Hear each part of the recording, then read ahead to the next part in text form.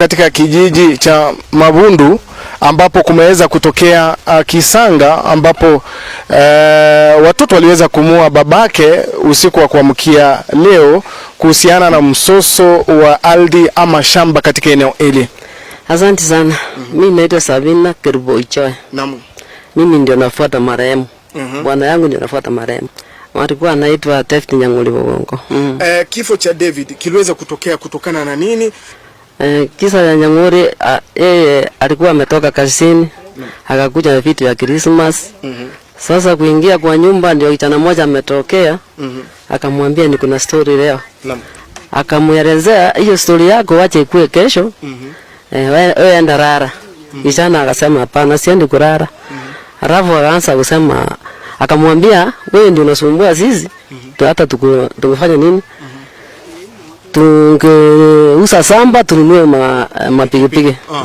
Sasa msaka mwambia hapana, wewe enda rara, hiyo yote tutasumbuana kesho.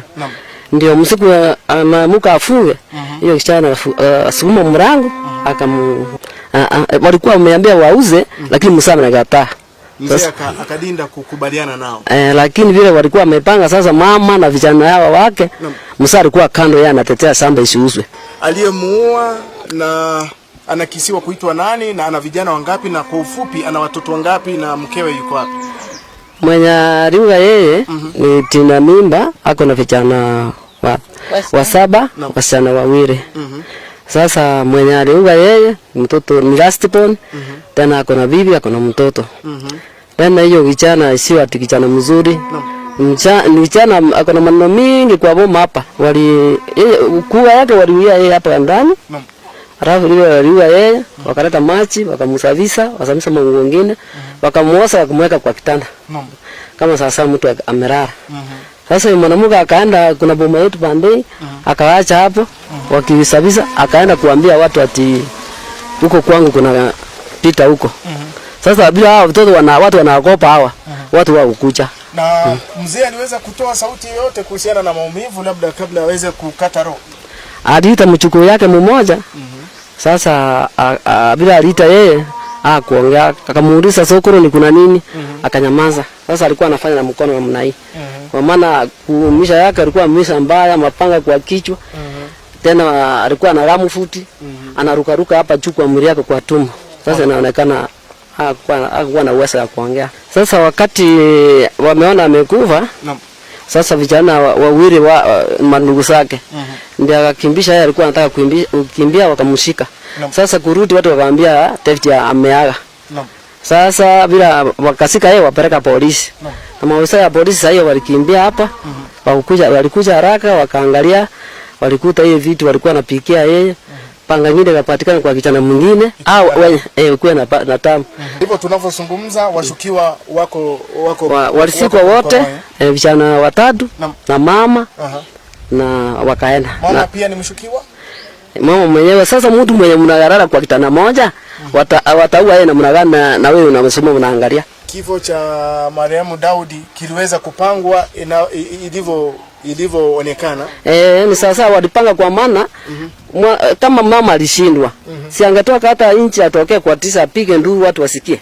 Asante sana. Alikuwa anaitwa Sabina akiweza kutueleza kwa kina ni kipi kile ambacho kimeweza kutokea katika boma hili la mwenda zake David, ambaye aliweza kufahamiwa na vijana wake, aliweza kufahamiwa usiku wa kuamkia leo na kuuliwa kinyama na vijana wake ambao wameweza kuwazaa na hivyo kuweza kusababisha kifo cha kwake. Mimi naitwa Chima Kennedy Oenga. Bwana yangu alikuja hapa asubuhi. Naam. Bwana yangu anaitwa Kennedy Oenga. Na huyu sasa rafiki ya bwana yangu. Hapana nakwambia vile bwana yangu aliniambia alielezea asubuhi. Naam. Bwana yangu aliamkia asubuhi. Naam. Saa 11. Akuja hapa anamuita huyu. Huyu anko yake. Naam. Alafu akamwambia akakuja akanipata nikinunua masikwa huko. Akanielezea unajua kama ni nini mbaya.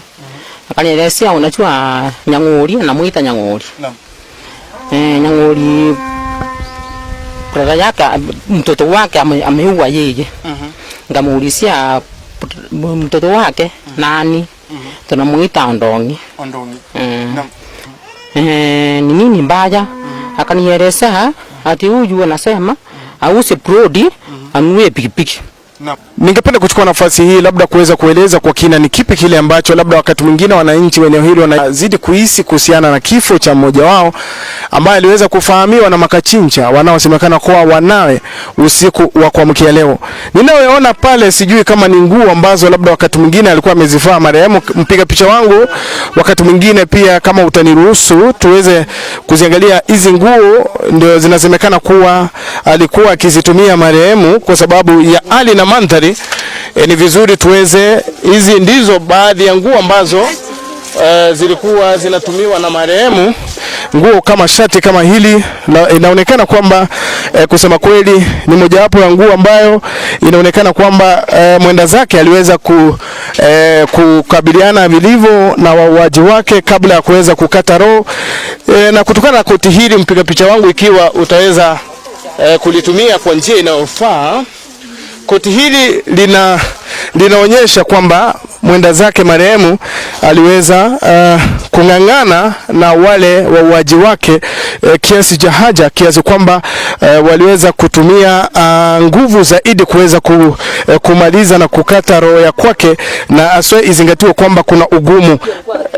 Na inasemekana kwamba mpiga picha wangu kwamba hii ilikuwa tayari imeshaanza kuoshwa ili kuweza kuficha ushahidi, ndiposa maafisa ama makachero wa polisi watakapokuja hapa kuweza kufanya uchunguzi, isemekane kwamba labda wakati mwingine mzee aliweza kupata kifo chake kwingine, hii kuosha kwake ikiwa ni katika nafasi mojawapo ya kuweza kuficha ule ushahidi kwamba mzee aliweza kuaga dunia kutokana na mauaji yaliyotekelezwa na wanawe. Nyumba hii, mpiga picha, unaiona kwa sasa, ikiwa utanikubalia, hii ni nyumba ya marehemu, na hapa ndipo inakisiwa kwamba alipokuwa akifunga aliweza kufahamiwa na kijana wake.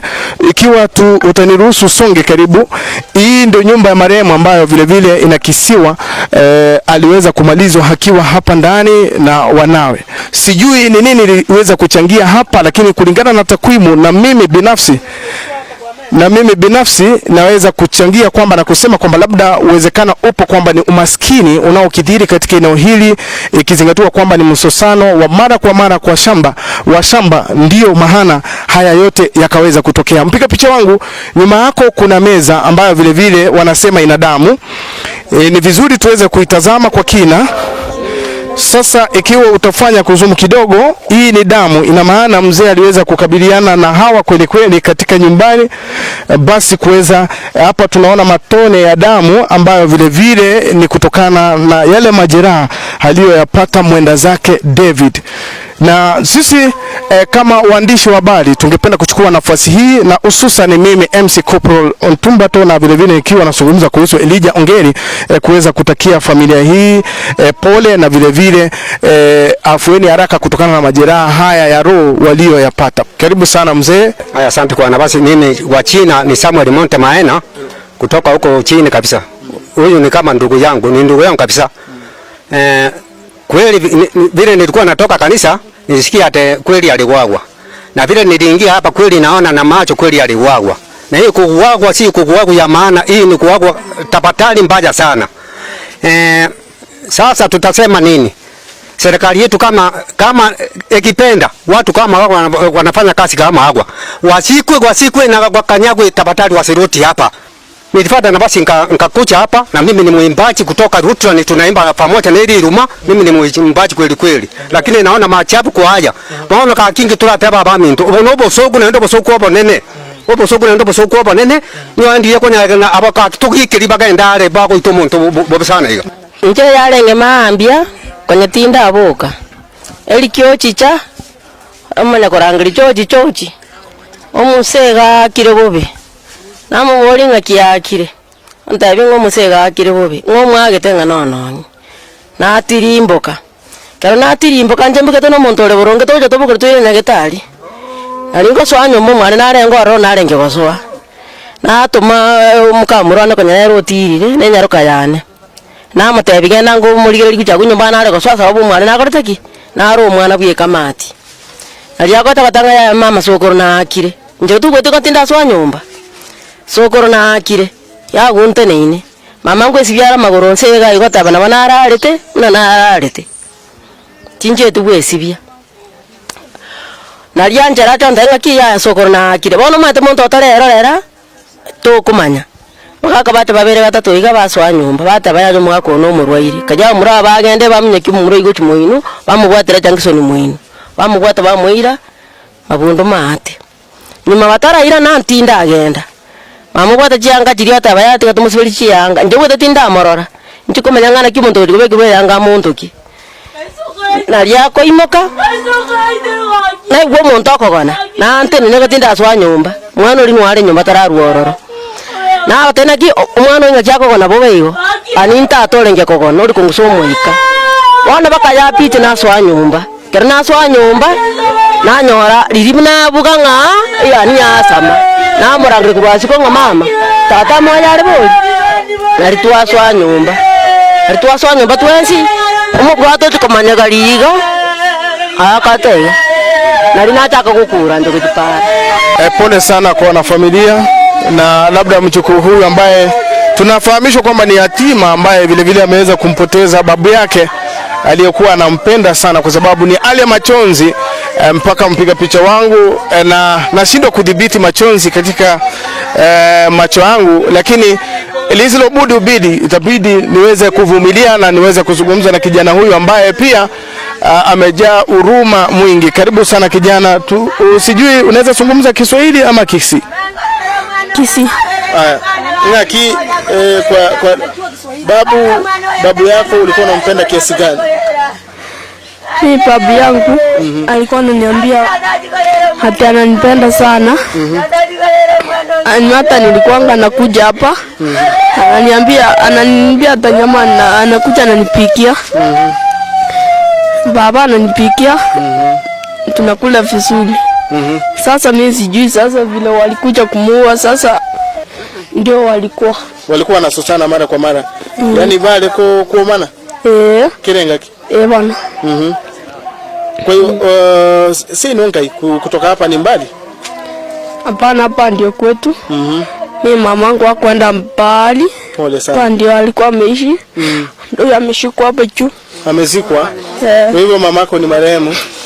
Ameshakufa na yeye. Ukiangalia hapo mpiga picha ni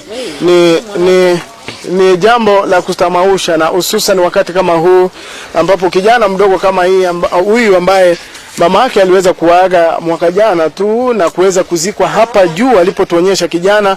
Kwa hivyo ni bayana kwamba aliyekuwa babake na mtu wake wa karibu ni babu yake ambaye vile vile ameweza kufahamiwa na kifo asubuhi ya leo. Pole sana kijana. Kwa majina unaitwa nani? Mimi kwa majina naitwa Moses. Undi Nyang'ori. Pole sana kijana, na mimi kutoka kwetu na waandishi wa habari tunakutakia kila laheri. Labda wakati mwingine pia uwezi ukajua Mwenyezi Mungu ana mambo ya kwake, na uwezekano upo wadhamini wakaweza kujitokeza ili kuweza kushikilia familia na kijana mdogo ambaye anaonekana kuwa na maono kama huyu. Kutoka kwetu hatuna budi ila kuweza kukunja chamfi mpaka wakati mwingine panapo majaliwa, kutoka kijiji hiki cha Mabundu, kaunti ya Nyamira. Kutoka kwangu sina budi, kwa heri na muwe na Krismasi sio kuwa na buguda wala tanda berua. Lakini kwa wananchi wa eneo hili la Mabundu, pole sana na Mungu awabariki.